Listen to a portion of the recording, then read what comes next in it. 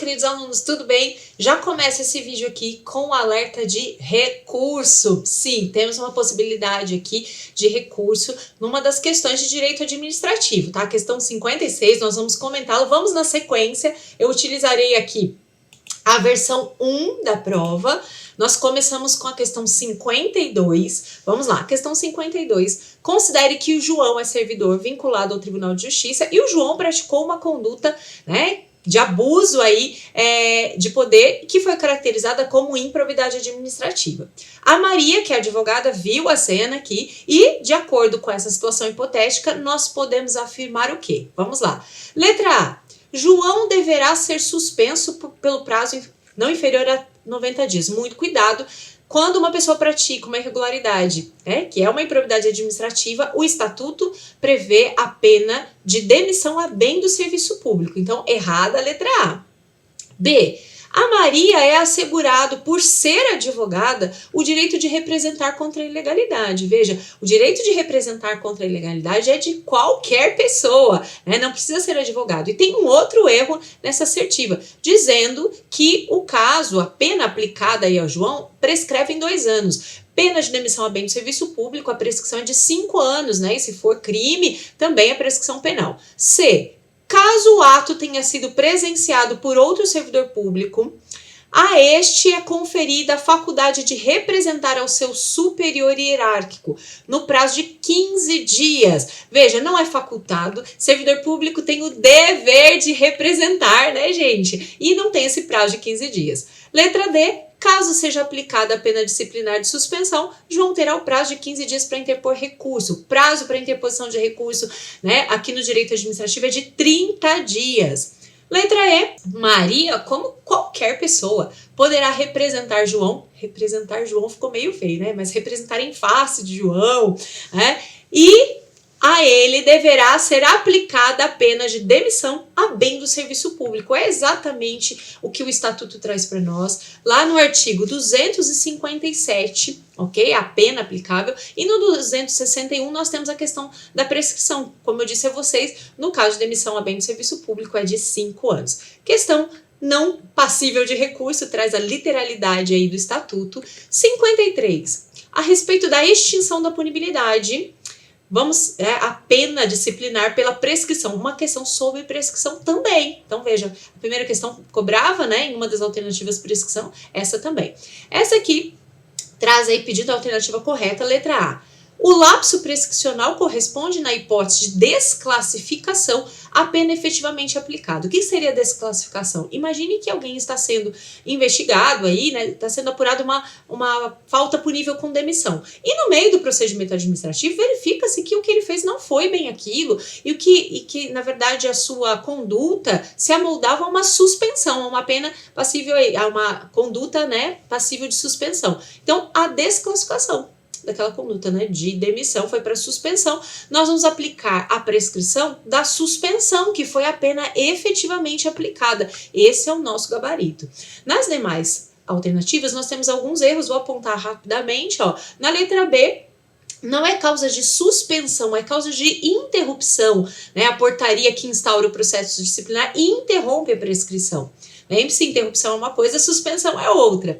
C. A extinção da punibilidade pela prescrição não autoriza a autoridade julgadora a determinar o registro do fato nos assentamentos. Veja, na lei, no Estatuto dos Servidores Públicos do Estado de São Paulo, há essa permissão, né, dizendo que será anotada a extinção pela prescrição. Então, como o enunciado pede a lei, essa assertiva está errada, porque a extinção autoriza, nos termos da lei. Por que eu estou enfatizando nos termos da lei? Porque nós temos jurisprudência no sentido contrário, dizendo que a prescrição não pode ser anotada, né? A extinção não pode ser anotada pelo princípio da inocência, tá? Temos jurisprudência forte nesse sentido. Professora, cabe recurso usando essa jurisprudência? Acho difícil, por quê? Porque o enunciado pede com base na lei. Com base na lei é possível. Ok, gente? Mas quem quiser recorrer baseado na jurisprudência, mas eu acho realmente complicado a VUNESP, né, modificar, porque ela teve esse cuidado de pedir com base na lei. D. A prescrição começa a correr nas faltas continuadas ou permanentes do dia em que se tenha iniciado a continuação. É no dia que encerra, né, gente? Então, enquanto continua praticando esse crime, né, nós temos aí a prescrição só vai começar a correr depois que terminar a prática continuada ou a permanência. A prescrição é interrompida durante o prazo estabelecido para cumprimento de ajustamento de conduta. O prazo é suspenso. Então, ajustamento de conduta suspende o prazo prescricional, e isso a gente vê tanto aqui quanto na própria lei de improbidade também fala sobre isso, certo? Então, temos aqui letra A, o gabarito, com base no artigo 261, ok, gente? Então, gabarito aí, nos termos da lei também, acredito que, tirando essa situação da jurisprudência, realmente é difícil recorrer aqui, né? Aqui, ó, parágrafo 4º, tá? Traz as situações de suspensão, de interrupção. 54. Considere que Isaías é servidor público e teve contra si aplicada pena disciplinar. Inconformado com a decisão, ele decide interpor recurso. Vamos falar sobre recurso mais uma vez. Veja que, né, anteriormente já foi pedido aí uma das alternativas falava que o recurso era em 15 dias, né? E não é em 15, é em 30. Então vamos dar uma olhada. O recurso terá efeito suspensivo? Não. No direito administrativo, o recurso não tem efeito suspensivo. A letra B traz o prazo de recurso de 20 dias. Já vimos que não é 20 dias, né? São 30 dias. Letra C. O recurso deverá ser apresentado à autoridade que deverá julgá-lo. O erro está aqui, ó. O recurso vai ser apresentado à autoridade que proferiu a decisão. Por quê? Para possibilitar a autoridade que proferiu a decisão que ela utilize aí da retratação, ok? Então, o recurso vai ser direcionado para a autoridade que proferiu a decisão, não a que vai julgar o recurso. Se a autoridade que proferiu a decisão não reconsiderar, ela envia esse recurso para a autoridade que irá julgar o recurso. Então, o erro, né, deverá ser apresentado à autoridade que proferiu a decisão. D. O recurso será apreciado ainda que incorretamente denominado ou interessado à autoridade incompetente. Aqui temos a fungibilidade. A pessoa errou o nome do recurso, errou a autoridade, né? O que diz o estatuto? Que a autoridade encaminha para a autoridade competente irá apreciar esse recurso. Letra E. Na hipótese da decisão recorrida ser mantida pela autoridade que julgou o recurso, Isaías poderá a qualquer tempo apresentar pedido de reconsideração. Veja, aqui eles estariam falando da revisão, né? A revisão pode ser a qualquer tempo, depois que a decisão foi mantida e que não couber mais recurso, nós temos a possibilidade de revisão e realmente se surgir fatos novos que não foram apreciados. Então, mas não seria reconsideração, é revisão. A reconsideração está prevista no estatuto para as decisões, né, tomadas pelo governador. Como não cabe aí, não temos uma autoridade que poderá julgar recurso, a gente faz o pedido de reconsideração. Então, foi usada indevidamente. Letra D, então, o nosso gabarito para a questão 54. Questão 55, bastante objetiva, ok? Tô falando mais rápido aí para chegar na de recurso, que eu sei que muitos de vocês estão esperando a de recurso. De acordo com a Lei 10.261, processo disciplinar será concluído em... Gente, vamos lembrar da regrinha? Apuração preliminar 30 dias, sindicância 60 e o procedimento em 90 dias. Aqui pediu só o prazo, não pediu a prorrogação, questão bem objetiva, letra B de bola, tá? Com base aí... aqui, olha, o artigo 312 era a fundamentação da questão anterior, tá? Que eu deixei aqui para vocês também. Que fala do recurso em 30 dias, ok? Que fala que o recurso será apreciado pela autoridade, ainda que incorretamente denominado ou interessado, né? Era um gabarito aqui, certo? Vamos lá, 56. A 56 traz uma situação, essa é a que cabe recurso. Então, para tudo que você está fazendo agora, você está assistindo, vendo outra coisa, atenção aqui, porque essa questão é passível de recurso, temos fundamentos para ela na própria lei. Considere que José, agente público recém-impossado no estado de São Paulo, está desenvolvendo um projeto de pesquisa sobre justiça restaurativa no âmbito administrativo. Durante as investigações, ele descobriu, né, que a lei possui um longo regramento, e é verdade, a gente estudou práticas autocompositivas, termos de ajustamento de conduta, e ele estava pesquisando sobre tudo isso. Com base na situação hipotética, um servidor do setor poderá informar de forma correta a José que... Então, queremos a assertiva correta nos termos aqui da Lei 10.261. Vamos lá, uma por uma. Letra A. O termo de ajustamento de conduta não poderá ser adotado nos casos de extravio ou dano a bem público praticado de forma culposa por servidor público. Gente, as situações do termo de ajustamento de conduta nós utilizamos normalmente para situações culposas, porque não cabe termo de ajustamento de conduta para condutas dolosas ou com má fé, mas conduta culposa, sim, claramente. B. As sessões de práticas autocompositivas serão conduzidas por um procurador do Estado e realizadas em ambiente que assegure a publicidade do processo e a indisponibilidade do interesse público. Muito cuidado. Por quê? Principalmente em relação à publicidade aqui. Quando a gente fala de medidas autocompositivas, uma das características delas é a confidencialidade, né? Os ciclos de conversa, aquilo que é falado ali é mantido sigiloso. Tanto é que isso não pode ser levado depois para o processo em si, certo? Então, errada a questão B, principalmente em relação à publicidade. A C, atenção, eu já havia comentado que a banca deveria ficar entre C e D. A banca colocou aí letra C, né, como a gente já imaginava, e a letra C diz o seguinte: a celebração de acordo em sessão autocompositiva ensejará a extinção da punibilidade caso a conduta do funcionário não gere prejuízo ao erário e sejam cabíveis, em tese, as penas de repreensão, suspensão e multa. Nós temos um erro grave aqui.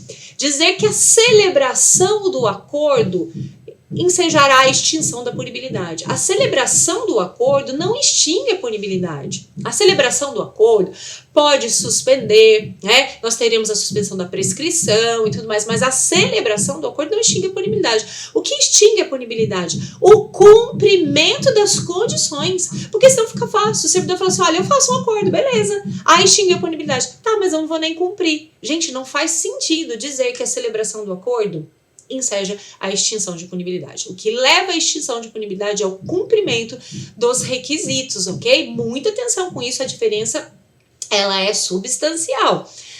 D. A autoridade competente para apuração e irregularidade e o procurador responsável pela condução do processo poderão, em qualquer fase, encaminhar caso para práticas autocompositivas, o que importará na suspensão do processo disciplinar. Aqui também está errado, por quê? Porque nós podemos ter o termo de ajustamento de conduta sendo aplicado de forma cumulativa ou de forma alternativa. Quando nós temos essa forma alternativa, a gente pode ter suspensão, né? Mas aqui a gente está falando de suspensão do processo disciplinar como regra. Não, está errada. E o cumprimento das condições do termo de ajustamento de conduta importará na minoração da pena disciplinar aplicável e o prazo para cumprimento de suas condições não poderá ser inferior a 2 anos. Veja, o prazo de cumprimento não pode ser inferior a 1 ano, ok? Não pode ultrapassar 2, então é de 1 a 2. É errado dizer que não pode ser inferior a 2 anos. Pode ser 1 ano, né? E não é só minoração aqui, a gente não está falando de minoração, a gente está falando da possibilidade da extinção da punibilidade, ok?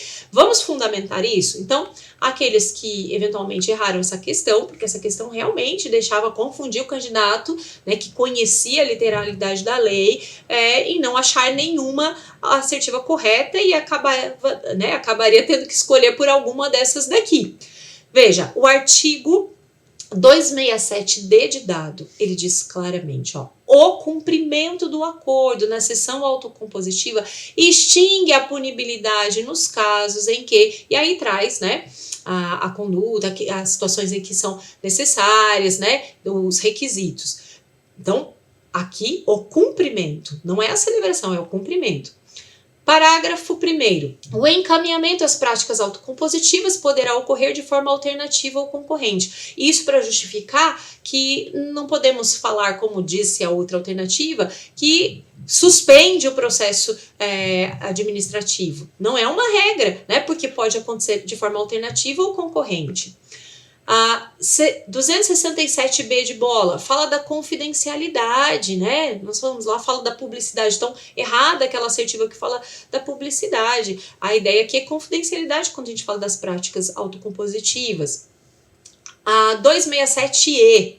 O termo de ajustamento de conduta poderá ser adotado nos casos de extravio, né? Veja, a gente falava ainda, mas se o extravio for culposo poderá. Então, aqui não tenha decorrido de dolo. Qual situação seria essa? A culposa, né? Que tô trazendo a primeira alternativa. Então, todas estão erradas. A gente consegue justificar alternativa por alternativa dizendo que elas estão erradas. E 267H traz o prazo, ó, não pode ser inferior a 1 ano. A alternativa E falava 2.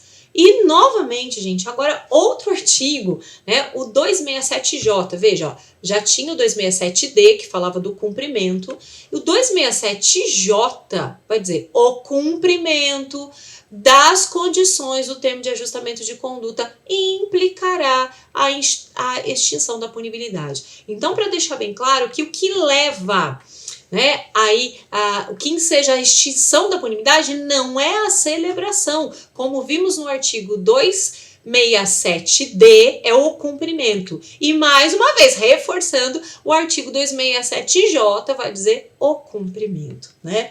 Fundamentado aí o nosso recurso, caso, né, você queira aí recorrer, pode utilizar-se dos próprios artigos de lei. 57. A respeito das penas aplicadas com base na Lei 8.429, é correto afirmar. Letra A. As sanções eventualmente aplicadas em outras esferas não poderão ser compensadas. Veja, com base na Lei 8.429, a gente verifica que podem ser compensadas sim, né? E a letra B, dizendo que depende, em regra, a ocorrência de dano ao patrimônio para que a gente tenha a aplicação de penas na lei de improbidade. A regra é que independe de dano. A gente só vai necessitar, né, do dano se tivermos uma situação em que nós queiramos processar por dano ao erário, mas no restante das condutas ele não é imprescindível. C.